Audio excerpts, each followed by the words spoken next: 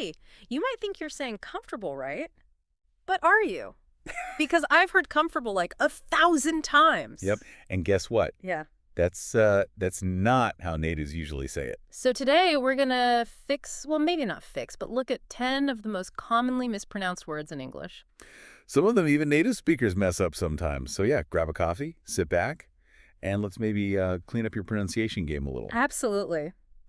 Welcome, everyone, to the deep dive. This is where we take the source material you give us and really, dig into it. We try to pull out those surprising bits of knowledge. And for this deep dive, you've handed us a really interesting set of notes, some examples too, highlighting English words that often, trip people up pronunciation-wise. That's right. And it's all about exploring that gap, which can sometimes feel huge, between how a word looks, written down, right, and how it actually sounds when people, native speakers, are just talking. Yeah. Everyday conversation. Yeah. So our mission today really is to walk through these examples from the material you sent, sort of explain the common mistakes, the pitfalls. Okay. And help you, hopefully, adjust your pronunciation on some key words, some really common ones. Think of it like a tune-up, a targeted tune-up, based right on these insights from the material. It's not just about, memorizing a list. No, definitely not. It's more about understanding the patterns, maybe, and figuring out why certain words sound the way they do, even if they look totally different on the page. And that comfortable example we kicked off with, it's just perfect for illustrating this. You see comfortable. Yeah. And your brain, quite logically, wants to sound out every single bit. Comfort-chobal. 4 clear syllables. Makes total sense if you're just going by the spelling. The letters are all there. Exactly. It feels like it should be. Right. But then, like you said, you hear someone say it, a native speaker. It's just shorter, faster, different. Precisely. In normal, everyday speech, that word goes through something called a syllable reduction, or sometimes vowel reduction. Okay. Basically, syllables that aren't stressed, especially the ones squished in the middle of words, they tend to get, squeezed. Reduced. I like that. Yeah. So comfortable kind of collapses down into something more like comfortable. Just 3 syllables. That second syllable, the 4, and the fourth one, the tar, they basically disappear or become super weak. Like a sound almost. Schwa. Comfortable. Wow. Yeah, just saying it that way feels different, more efficient, kind of. It is. So, as we go through these words today from the material, you should really think about how you normally say them. Are you carefully sounding out every part? Mm-hmm. Or are you maybe already doing some of this reduction naturally?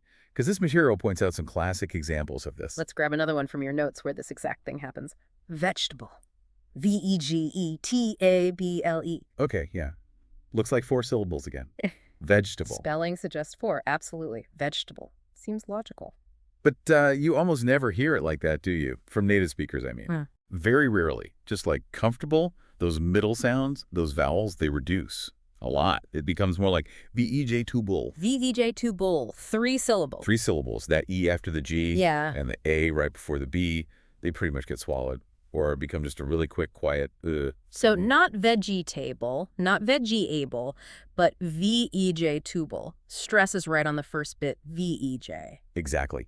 Heavy stress on V-E-J, and the rest just gets compressed. Like, I need to buy some V-E-J-2-bulls. Ah, right. Hear that. V-E-J-2-bulls. The plural sound is there, but the main word is still reduced. In this pattern, reducing these unstressed vowels in the middle, it's super common in English. Your notes really highlight how the spelling can just, lead you down the wrong path sometimes. It totally can. It makes English spelling feel like, like looking at an old map that doesn't quite match the roads anymore. That's a great analogy, actually. And this next group of words from the material really shows that disconnect, especially silent letters. Oh, boy. Ah, yes, silent letters. The bane of English learners everywhere. And sometimes native speakers, too. The source material gives us some really good ones. Let's start with debt. D-E-B-T. Okay, D-E-B-T. You see that B? It's right there between the E and the T.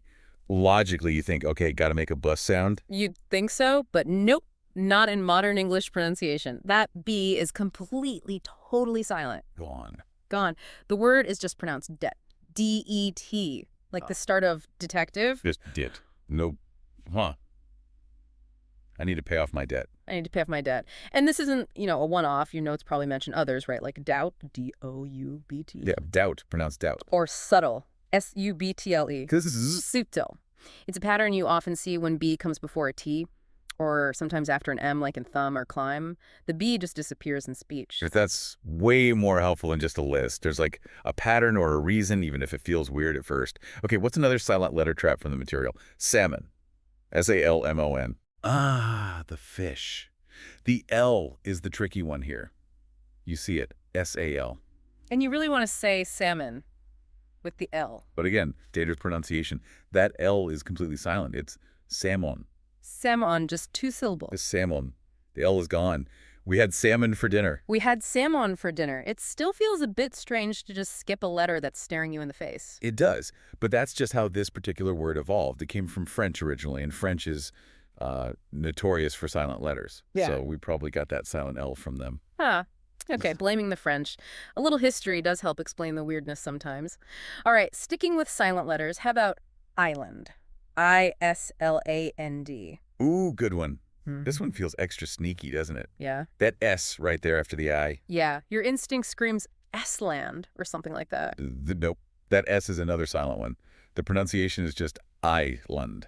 Island, like your I, then lund. No S sound at all. None. We took a boat to the island. We took a boat to the island. This one really gets people, I think, because there are other words starting IS where you do say the S, like isolate. That's true, like isolate or issue. The story behind island is actually pretty interesting, too. It came from an old English word, Eigland, which didn't have an S. Really? So where did the S come from? Well, later on, the spelling got changed, probably by mistake. People likely confused it with an old French word, isle, which did have an S, often silent, like in the word aisle. Wait, so they added an S to the spelling by mistake, maybe thinking it was related to aisle. And then we just kept the wrong spelling but didn't start pronouncing the S we'd added. Pretty much. It's a bit of a historical accident. Only in English. That's amazing. Okay, let's switch things up a bit. A word that doesn't just have one silent letter, but where the whole pronunciation seems like completely unrelated to the spelling. I'm talking about kernel. C-O-L-N-E-L. Ah, yes. Yeah. The Everest of English pronunciation puzzles. If you just tried to sound it out, C-O-N-E-L. You might guess coronal. Or maybe colonel, something like that. Seems logical. But the actual standard pronunciation is, drumroll please, kernel. Kernel. Like a popcorn kernel. K-E-R-N-E-L. Exactly by that sound. Kernel. 2 syllables. Spelled C-O-L-O-N-E-L. Pronounced kernel. It's probably one of the most extreme examples of spelling and sound just not matching up at all. There is zero connection there. Just looking at the letters, my brain actively fights against it. Why? How did that happen? It seems totally random. It seems random, but there's a really wild history behind it. The word came into English centuries ago from French. The French had a word, cornel. With an R. With an R. And that came from an Italian word, cornello, with L's. Ah, okay. So R from French, L from Italian. Right. And for a while in English, people actually use both spellings, sometimes with R, sometimes with L. But yeah. The pronunciation we use today, kernel, yeah, that actually comes from the older French form, the coronel with the R sound. No way. But the spelling that eventually won out and became standard was C-O-L-O-N-E-L, influenced by the Italian colonnello. We kept the Italian influence spelling with the L's, but stuck with the pronunciation from the older French word with the R sound. You got it. The spelling and pronunciation basically came from 2 different branches of the word's history and got mismatched. That is absolutely incredible. Mind blown. He was promoted to colonel. He was promoted to colonel. Yeah. This word is just a perfect reminder that English borrowed words from all over the place, and sometimes the history leads to these totally unexpected results. It's not about logic. It's about tracing its messy family tree. That makes it make sense in a weird way. It's not just random, there's a story. Okay, wow. Let's do another silent letter one from the material before we start wrapping up. How about receipt? R-E-C-E-I-P-T. Good one. You see that P near the end? R-E-C-E-I-P-T. And you really feel like you should say it. Receipt. Makes sense. But just like the B in dead, that P in receipt is totally silent. Gone again. Yep. It's just receipt. 2 syllables, stress on the second one. Receipt. Don't forget to ask for the receipt. Don't forget to ask for the receipt. That silent P likely comes from the word's Latin roots, but somewhere along the way in English, we stopped saying it but kept spelling it. It really does feel like English spelling is just littered with these silent letter fossils. It kind of is. Okay, just 2 more words from your list. Yeah. These ones show how sometimes sounds just sort of disappear or change, especially when we speak quickly. First up, February. February. The month. This one's tricky. Looking at it, you see both R's. Feb, R-U, R. You expect to hear them both clearly. February. And that is technically correct. It's a perfectly fine pronunciation. What? But That's... in everyday casual speech, a lot of native speakers, probably most, tend to drop or really weaken that first R sound, the one right after the B. So instead of ebdu-airy, you often hear what? Ebu-airy? Exactly. F-E-B-R-ear. Yeah. Or sometimes even faster, almost like F-brew-air. F-E-B-U-air. The material points out that while the Febrew version is totally acceptable, the really common spoken form is closer to F-E-B-U-airy. It's another case of sounds getting simplified in fast speech. Less of a strictly silent letter, more like a disappearing sound. That's a good way to put it. Like the sounds are bumping into each other and one just gets nudged up for speed. My vacation is in February. My vacation is in F-E-B-U-airy. Or you could say Fibru. People will understand both, but noticing that common reduction helps you understand us and maybe sound a bit more natural yourself. Makes sense. Okay, last word from the material, and this one is wonderfully ironic given our whole conversation. The word is pronunciation. P-R-O-N-U-N-C-I-A-T-I-O-N. Right, so the verb is pronounce. Pronounce. It has that O-W sound, right? Yeah, pronounce. So naturally you think the noun should be pro-N-O-C-ation. Very common thought process. It feels like it should follow the verb. But it doesn't, does it? It doesn't. The standard correct pronunciation, the noun form, is actually pro-N-N-O-C-ation. Pro-N-N-C-ation. Not. N-N, like a Catholic nun. Pro-N-N-C-ation. The stress moves to that third syllable, C, and the vowel sound in the second syllable changes from out W to gre-H. Pro-enunciation.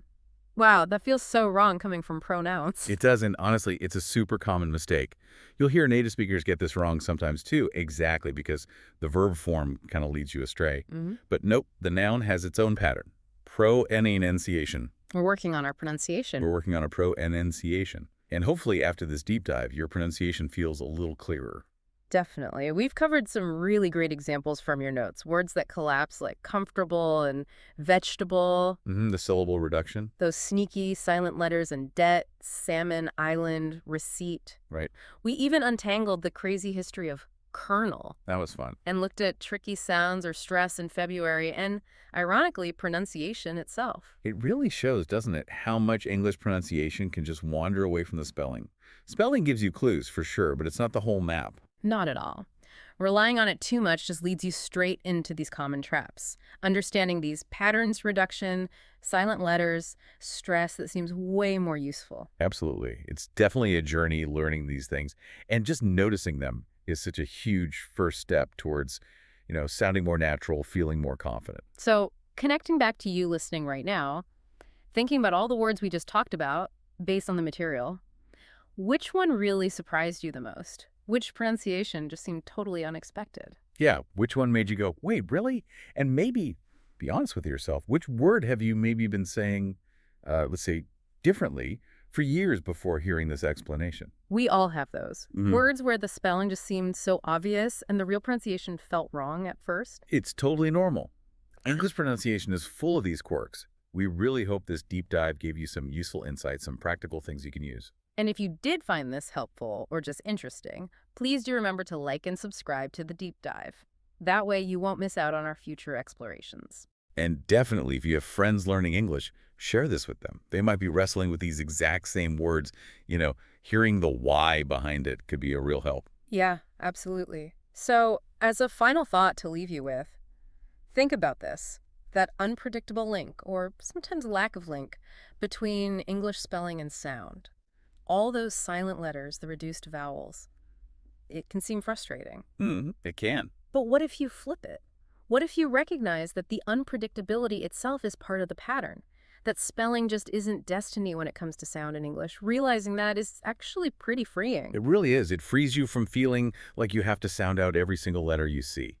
Instead, you can start listening for and learning the actual rhythms and sound patterns of how English is really spoken.